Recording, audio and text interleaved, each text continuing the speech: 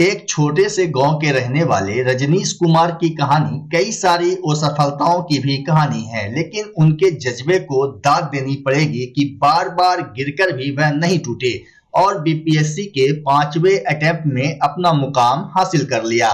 दरअसल भागलपुर हबीबपुर थाना क्षेत्र अंतर्गत तकीचक अम्बे हटिया निवासी अवर निरीक्षक सुनील कुमार के पुत्र रजनीश कुमार ने बीपीएससी की परीक्षा पास की है। रजनीश को इस परीक्षा में 103वां रैंक मिला है। उनका चयन सहायक आपदा प्रबंधन पदाधिकारी के लिए हुआ है। वहीं एडीएमओ बनने पर रजनीश कुमार ने न्यूज अंग बिहार से विशेष बातचीत के दौरान बताया कि उन्होंने 10वीं की परीक्षा वर्ष 2012 में समस्तीपुर डीएवी पब्लिक स्कूल और 12वीं की परीक्षा वर्ष 2014 में बिहार बोर्ड से पास की, जबकि साल 2018 में देहरादून इंस्टीट्यूट ऑफ टेक्नोलॉजी से मैकेनिकल इंजीनियरिंग में बीटेक किया। इसके बाद वे सिविल सर्विसेज की तैयारी में पूरी मेहनत और ईमानदारी से जुट गए। 68वीं बीपीएससी में 103वां रैंक लाने वाले रजनीश कुमार की माने तो 5वें प्रयास में उन्हें अपनी मंजिल मिली। बता दें कि रजनीश मूल रूप से मुंगेर जिला के शामपुर थाना क्षेत्र के ग्राम लक्ष्मीपुर के रहने वाले हैं, जबकि उनके पिता वर्तमान में नवादा जिला के हिसुआ थाना में अवर निरीक्षक के पद पर कार्यरत हैं। इधर रजनीश के आपदा प्रबंधन पदाधिकारी बनने पर घर परिवार और समाज में खुशी का माहौल है। परिवार के सदस्य और आसपास के लोग रजनीश के तकीचक स्थित आवास पर पहुंचकर मिठाई खिलाकर उन्हें बधाई एवं शुभकामनाएं देते दिखे। वहीं रजनीश के भाई सौरभ कुमार और कबीरपुर स्थित बोल्डविन चाइल्ड स्कूल के डायरेक्टर हम्माद अकबर ने बताया कि रजनीश कुमार ने अपने परिवार के साथ साथ समाज का मान भी बढ़ाया है। वहीं बेटे के अधिकारी बनने पर रजनीश की मां डेजी देवी और परिवार के सभी सदस्य उत्साहित नजर आए, जबकि बीपीएससी से ऑफिसर बने रजनीश कुमार ने अपनी सफलता का श्रेय माता पिता और भाई को दिया। उन्होंने बताया कि किसी भी परीक्षा में सफलता प्राप्त करने के लिए धैर्य रखना काफी महत्वपूर्ण होता है। अगर आप धैर्य के साथ लगातार मेहनत करेंगे तो निश्चित रूप से सफल होंगे। मेरा नाम रजनीश कुमार है। मेरा चयन 68वीं बीपीएससी में एडीएमओ के पोस्ट पे हुआ है, रैंक 103, और मैं अपनी सफलता का श्रेय अपने माता पिता और अपने भाई, छोटे भाई, बड़े भाई, इन्हीं को देना चाहूँगा, क्योंकि इनका एक समग्र प्रयास रहा, जिन्होंने मेरे मुश्किल समय में मेरा साथ दिया है और कभी यह एहसास नहीं होने दिया कि नहीं सफलता मिलने के बाद भी हार मानने की ज़रूरत नहीं है। अगर निरंतर प्रयास किया जाए तो कुछ भी हासिल किया जा सकता है। ये काफ़ी संघर्ष भरी जर्नी रही है मेरी। अगर 2018 में बीटेक पास करने के बाद लगातार ये मेरा 5वां प्रयास था, जिसमें कि 3 बार मैंने इंटरव्यू दिया है और कुछ मार्क्स से मेरा चयन नहीं हो पाया था इससे पहले 2 बार से। और जहाँ तक मेरे सफलता की बात है और ये जर्नी की बात है, तो मेरे पिता ने मुझे हमेशा एक मनोबल दिया है। आर्थिक स्थिति शुरू में खराब होने के बावजूद भी उन्होंने मुझ पर भरोसा किया और मेरा अच्छे स्कूल में दाखिला करवाया और 10वीं में मैंने उनके मुताबिक अच्छा मार्क्स भी लाए। परंतु ग्रेजुएशन के समय मैं कुछ ढंग से पढ़ नहीं पाया था, चूँकि वहाँ जाकर कुछ मुझे लगा कि संगत का असर जो है कि हमारे रिजल्ट में प्रभाव पड़ता है। तो सभी को एक मिलाकर अगर देखा जाए तो मैं सफलता का श्रेय पूरी तरीक़ा से अपने माता पिता को ही देना चाहूँगा। मेरी पूर्णतः पढ़ाई मुख्यतः भागलपुर अपने घर से ही हुई है। मैं एक बार दिल्ली ज़रूर गया था, परंतु वहाँ पर जाकर मुझे लगा कि सेल्फ स्टडी ही सफलता के नज़दीक किसी को लेके जा सकता है। अगर किताब की बात करें तो प्री, मेंस और इंटरव्यू तीनों के लिए मैंने अलग अलग स्ट्रेटजी को अपनाया था। अगर प्रीलिम्स की बात करें तो करंट अफेयर में मैंने विजन आईएएस के करंट अफेयर को देखा था। प्रीलिम्स में एनसीईआरटी बेस्ड कुछ किताबें पढ़ी थी और साथ ही साथ प्री के लिए लूसेंट उस समय काफ़ी कारगर साबित हुई थी। परंतु मुख्य परीक्षा के जो है कि ज़रूरत दूसरी होती है, और जैसे कि पॉलिटी के लिए लक्ष्मीकांत, ज्योग्राफी के लिए एनसीईआरटी, हिस्ट्री के लिए बिपिन चंद्रा, तो ये सब किताबें मैंने मुख्य रूप से पढ़ी थी। मेरा बस एकमात्र संदेश जो मैंने अपने जर्नी से सीखा है कि अगर किस्मत का भले साथ आपको कुछ दिन के लिए ना मिले, और आप असफलता आपको मिल सकती है, परंतु अगर लगातार निरंतर मेहनत किया जाए तो किसी भी चीज़ को हासिल किया जा सकता है। भागलपुर में ठंड का सितम जारी है। सबसे ज्यादा परेशानी लोगों को सुबह और शाम की ठिठुरन से हो रही है। लोगों की माने तो पिछले 4-5 दिनों से ठंड अधिक बढ़ गई है। वहीं भागलपुर में आज का अधिकतम तापमान 14.7 डिग्री सेल्सियस एवं न्यूनतम तापमान 10 डिग्री सेल्सियस दर्ज किया गया। बिहार कृषि विश्वविद्यालय सबौर ग्रामीण कृषि मौसम सेवा के नोडल पदाधिकारी डॉक्टर सुनील कुमार ने बताया कि भागलपुर जिले में 19 से 22 जनवरी के बीच ठंड बनी रहने की संभावना है। 23 जनवरी से तापमान में वृद्धि होने की संभावना है। सुबह में कोहरा रहेगा। इस दौरान पश्चिमी हवा चलने की भी संभावना है। हवा की औसत गति 2 से 5 किलोमीटर प्रति घंटा रह सकती है। मौसम वैज्ञानिक की माने तो इस दौरान शीतलहर की स्थिति बनी रहने की संभावना है। साथ ही 19 जनवरी को आसमान में हल्के बादल छाए रह सकते हैं। अपने दबंग अंदाज और विवादित बयानों की वजह से सुर्खियों में रहने वाले जदयू के बड़बोले विधायक गोपाल मंडल ने एक बार फिर से बड़ा बयान दिया है।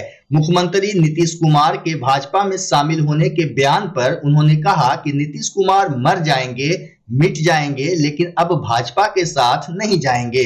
उन्होंने कहा कि अगर नीतीश कुमार भाजपा के साथ चले गए तो उनका राजनीतिक पतन हो जाएगा। साथ ही उन्होंने बिहार के पूर्व मुख्यमंत्री जीतन राम मांझी को लेकर भी विवादित बयान दिया है। कभियो नहीं नीतीश कुमार मर जाएंगे, मिट जाएंगे, बीजेपी नहीं जाएंगे। अगर चले गए तो राजनीति से हट के मतलब चले गए, इनका राजनीतिक पतन हो जाएगा। हम लोग बीजेपी को नहीं मानते हैं, हम बीजेपी में पहले थे, नहीं मानते हैं। जीतन राम मांझी थोड़ा बूढ़ा भी हो गए, सठिया गया दिमाग उनका, क्या क्या बोलते, उसका कोई गिनती है? जीतन राम मांझी कौन है, मुसहर है कि नहीं है, क्या है नहीं है, कोई जानता है? मांझी तो मल्लाह को कहता है। उनको मुख्यमंत्री बना दिए नीतीश कुमार ने, यही गलत किए।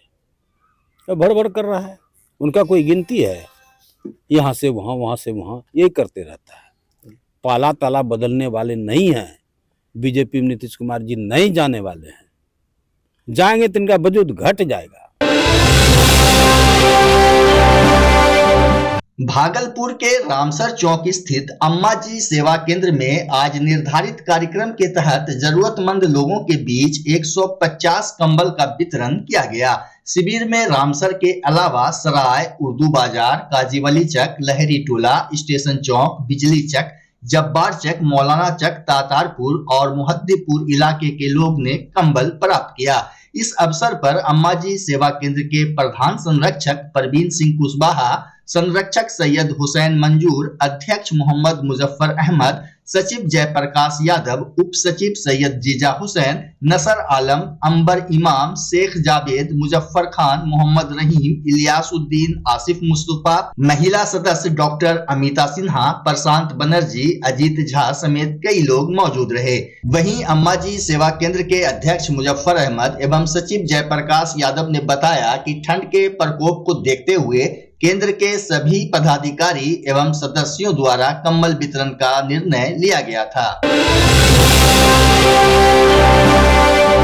भागलपुर गोपालपुर प्रखंड के प्रखंड प्रमुख रिंकू देवी के खिलाफ 5 जनवरी को गोपालपुर प्रखंड कार्यालय में अविश्वास प्रस्ताव लाया गया था, जिसके बाद प्रखंड प्रमुख ने हाईकोर्ट का दरवाजा खटखटाया। वहीं पटना हाईकोर्ट ने भागलपुर जिलाधिकारी सुब्रत कुमार सेन को सभी पंचायत समिति को सशरीर हाजिर कर उनके हस्ताक्षर लेने और उसके बाद अग्रतर कार्रवाई किए जाने का दिशा निर्देश दिया था, जिसके बाद आज गोपालपुर प्रखंड के 11 पंचायत समिति रागनी देवी के नेतृत्व में जिलाधिकारी कार्यालय पहुंची और जिलाधिकारी के सामने सशरीर हाजिर होकर अविश्वास प्रस्ताव के समर्थन में अपना अपना हस्ताक्षर किया। इस दौरान गोपालपुर विधायक गोपाल मंडल, डीएम कार्यालय पहुंचे और पंचायत समिति सदस्यों से मुलाकात की। वहीं गोपालपुर प्रखंड के मुखिया संघ के अध्यक्ष अजय चौधरी ने बताया कि गोपालपुर की प्रखंड प्रमुख रिंकू देवी के मनमाने रवैये के कारण सभी पंचायत समिति सदस्य आक्रोशित हैं और उनके खिलाफ 5 जनवरी को ही गोपालपुर प्रखंड में अविश्वास प्रस्ताव लाया गया था, लेकिन प्रखंड प्रमुख ने हाईकोर्ट में गलत हलफनामा दायर करके यह बताया था कि अविश्वास प्रस्ताव पर हस्ताक्षर फर्जी है, जिसको लेकर सभी पंचायत समिति जिलाधिकारी कार्यालय पहुंचे हैं।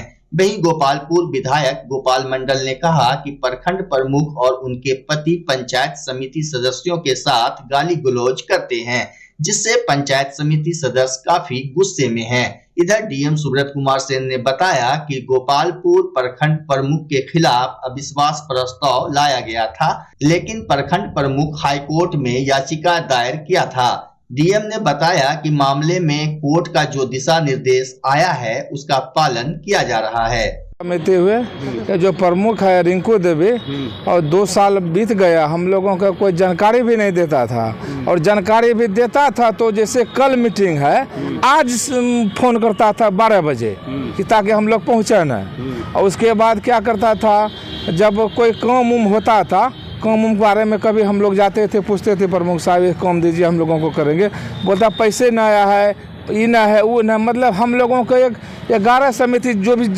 यहाँ पर आए हुए हैं सबके साथ एक ही व्यवहार करता था। वो इसलिए आए डीएम साहब के पास, डीएम साहब के पास आए थे, वहाँ हम लोग और विश्वास लगाए थे ब्लॉक में बीडीओ साहब के वहाँ। उसके बाद वो हाई कोर्ट में जाके अपील किए, उसके बाद वहाँ डीएम साहब को नियुक्ति की, इसीलिए हम लोग यहाँ आए थे। आज खाना अगर यदि आ जाते तो आइए हो जाता, नहीं तो डीएम साहब बोले कल 11 बजे आइए, उसके बाद आप लोगों का ही फैसला हो जाएगा। पक्ष जो है माननीय उच्च न्यायालय में वाद दायर किया था। माननीय उच्च न्यायालय का आदेश आया है कि जिला पदाधिकारी सभी सदस्यों को बुला करके अपने सामने में हस्ताक्षर प्राप्त कर ले, उनका पक्ष सुन ले। तो आज 11 सदस्य आए हुए थे और 1 सदस्य अनुपस्थित थे, संभवतः जो पिटिशनर थे वही अनुपस्थित थे। तो उनको नोटिस करके कल हम लोगों ने बुलाया है और सभी पक्षों की बात सुन करके और जो माननीय उच्च न्यायालय का आदेश है कि हस्ताक्षर वगैरह प्राप्त करके इसमें मेरे स्तर से आदेश पारित किया जाना है, तो हम लोग ससमय यथाशीघ्र कर देंगे और उसके बाद फिर आगे की जो प्रक्रिया है, जो माननीय उच्च न्यायालय का निर्देश है, उसका अनुपालन सुनिश्चित कराया जाएगा।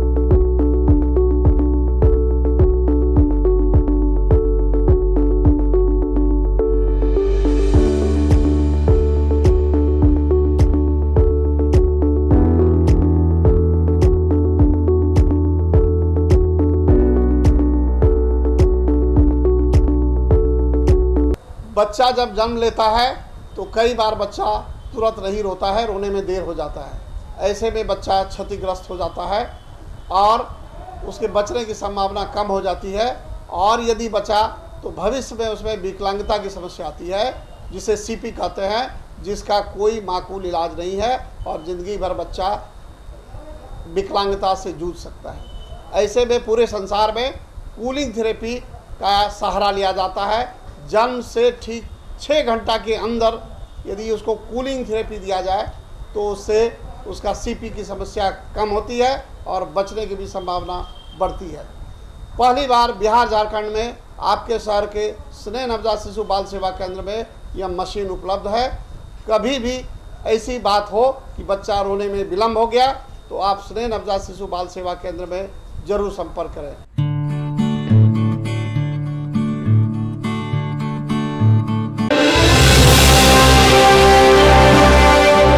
भागलपुर में कड़ाके की ठंड और शीतलहर को देखते हुए जरूरतमंदों के बीच द केयर ऑफ ह्यूमैनिटी संस्था की ओर से बुधवार को इमामपुर पंचायत के मुअज्जम चक स्थित होली कॉन्वेंट स्कूल के प्रांगण में कंबल वितरण किया गया। सेवा शिविर में शहर के गणमान्य व्यक्तियों ने अपनी उपस्थिति दर्ज कराई। मौके पर 100 से ज्यादा जरूरतमंदों के बीच कंबल का वितरण किया गया।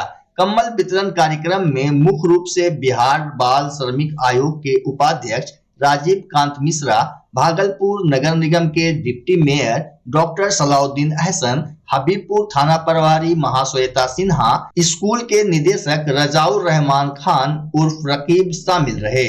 इसके पूर्व संस्था के संयोजक शाहिद हुसैन, डिप्टी मेयर सलाउद्दीन अहसन, शिक्षाविद राजीव कांत मिश्रा, हबीबपुर थाना प्रभारी महाश्वेता, जिला एथलीट एसोसिएशन के उपाध्यक्ष नसर आलम, होली कॉन्वेंट स्कूल के डायरेक्टर रकीब खान, वरीय प्रेस रिपोर्टर अकदम सिद्दीकी और आगत अतिथियों ने अपने संबोधन में द केयर ऑफ ह्यूमैनिटी के कार्यों की जमकर प्रशंसा की। साथ ही इस तरह के नेक कामों में युवाओं से आगे आने की अपील की। वहीं शाहिद हुसैन ने कहा कि कड़ाके की ठंड में असहायों की सेवा ही मानवता की सेवा है। कम्बल वितरण कार्यक्रम को सफल बनाने में संस्था के महमूद साज, शहबाज खान, अफजल, अरसलान, हिमायूं, उरूज, चंदन, बरजेश, सद्दाम, इखलाक, साजिद, काजिम समेत कई लोग उपस्थित थे। इस शहर के जाने माने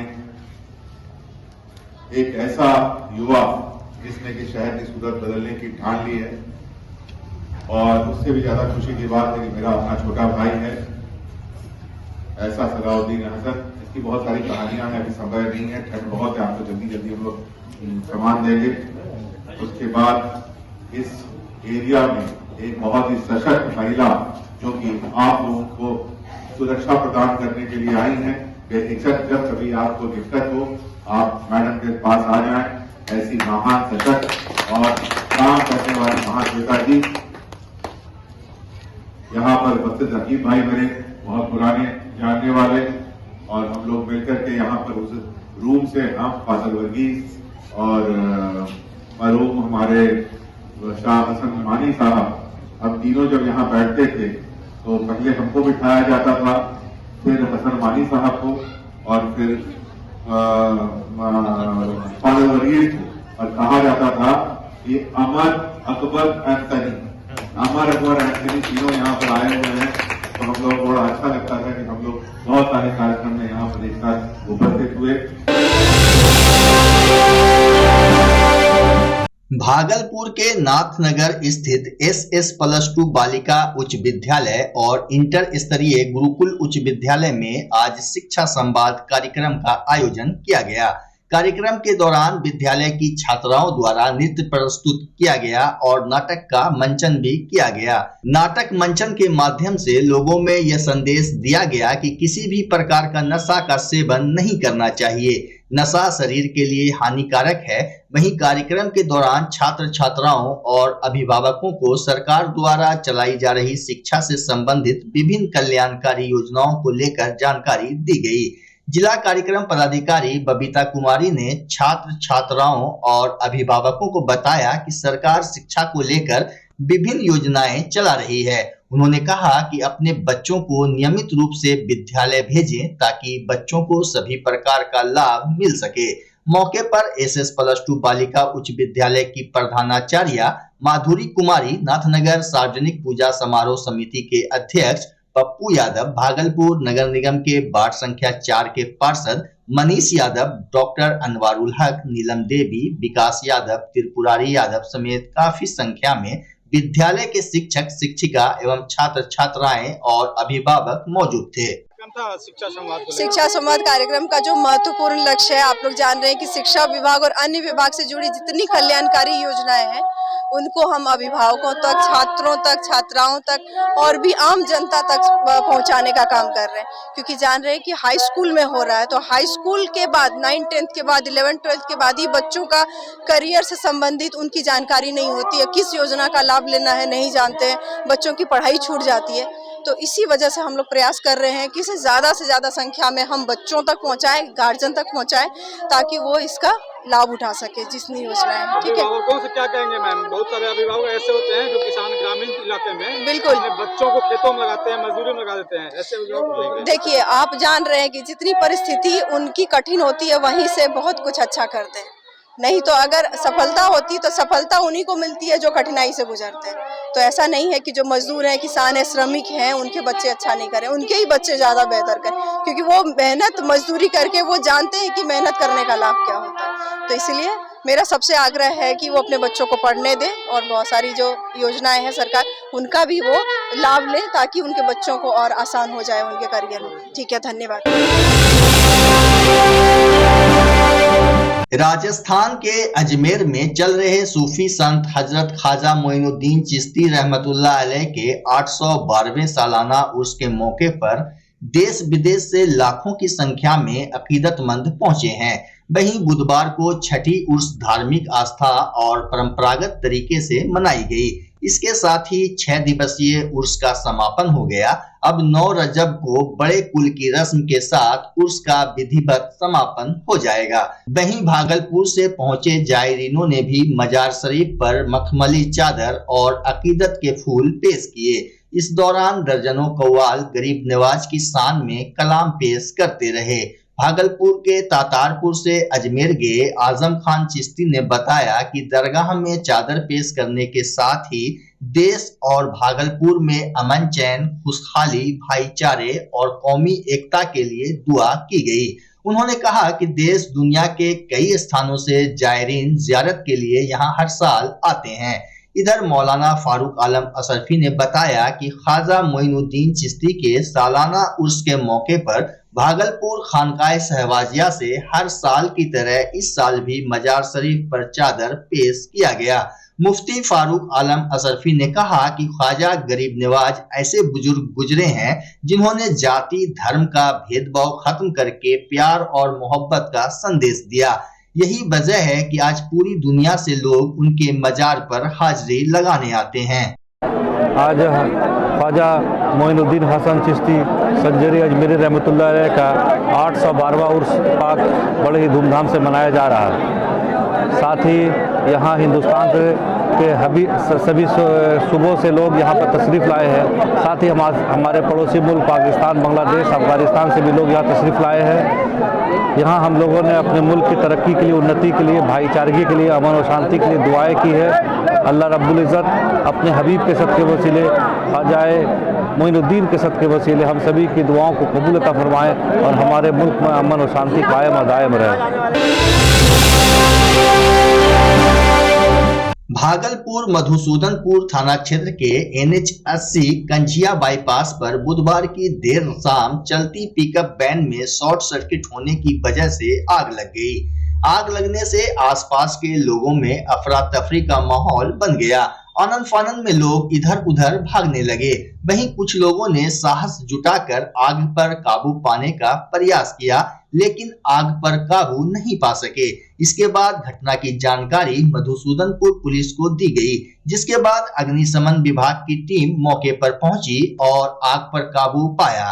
प्राप्त जानकारी के अनुसार शॉर्ट सर्किट के कारण सरवा TVS के माल ढोने वाले खाली वाहन में अचानक आग लग गई, जिसके बाद ड्राइवर ने वाहन से कूदकर अपनी जान बचाई। बाईपास नीचे में थे, पुल के नीचे में देखे तो पूरा गाड़ी में धुआं हो रहा था। दौड़ के आए, 112 को टीम को फोन किया, सब आया। किधर से गाड़ी आ रही थी? गाड़ी आ रहा था 2 गच्छी इधर से। कहाँ जा रही थी? जा रहा था शोरूम गाड़ी का। कौन शोरूम है? TVS शोरूम का। कहाँ पे है ये? ये कंजिया बाईपास पे लगा हुआ है। एक तरफ जहां पूरे बिहार में शराबबंदी है, फिर भी अवैध रूप से शराब की तस्करी थमने का नाम नहीं ले रहा है। इसको लेकर भागलपुर पुलिस प्रशासन काफी सचेत है। इसी बाबत 1 अगस्त 2023 को पुलिस रोको टोको अभियान चला रही थी, जिसमें सलेमपुर मोड़ सैनी के पास वाहन चेकिंग के दौरान 30 लीटर विदेशी शराब बरामद हुआ था। तभी इस मामले में कई गवाह गुजरे, सबों ने इसका सपोर्ट किया। वहीं बुधवार को न्यायाधीश ADJ 12 उत्पाद कोर्ट 2 के राजेश सिंह ने अवैध रूप से शराब की तस्करी कर रहे युवक को 5 साल की सजा सुनाई और 1 लाख रुपए का आर्थिक जुर्माना भी लगाया। वहीं विशेष लोक अभियोजक भोला कुमार मंडल ने बताया कि आर्थिक जुर्माना नहीं देने पर 3 महीने की अतिरिक्त सजा होगी। GR 3820/23 NTPC 6023 यह आज माननीय न्यायाधीश ADJ 12 उत्पाद कोर्ट 2 राजेश सिंह के कोर्ट में उक्त बात का ट्रायल हुआ। यह घटना 1/8/23 की है। सेलमपुर मोड़ सैनिक के पास एक मोटरसाइकिल से आ रहा था और वाहन चेकिंग कर रहे थे। उस वाहन चेकिंग के दौरान 30 लीटर विदेशी शराब मिला था। सभी गवाह ने सपोर्ट किया और आज उनको सजा हुआ 5 वर्ष की सजा, 1 लाख रुपया की जुर्माना, नहीं देने पर 3 महीनों की अतिरिक्त सजा सुनाई गई। भोला कुमार मंडल, एक्साइज उत्पाद code 2 PP excise. Bhagalpur Shivpuri colony में बुधवार की रात रिटायर्ड आरपीएफ कर्मी जयप्रकाश चौधरी के सीढ़ी घर में अज्ञात कारणों से आग लग गई।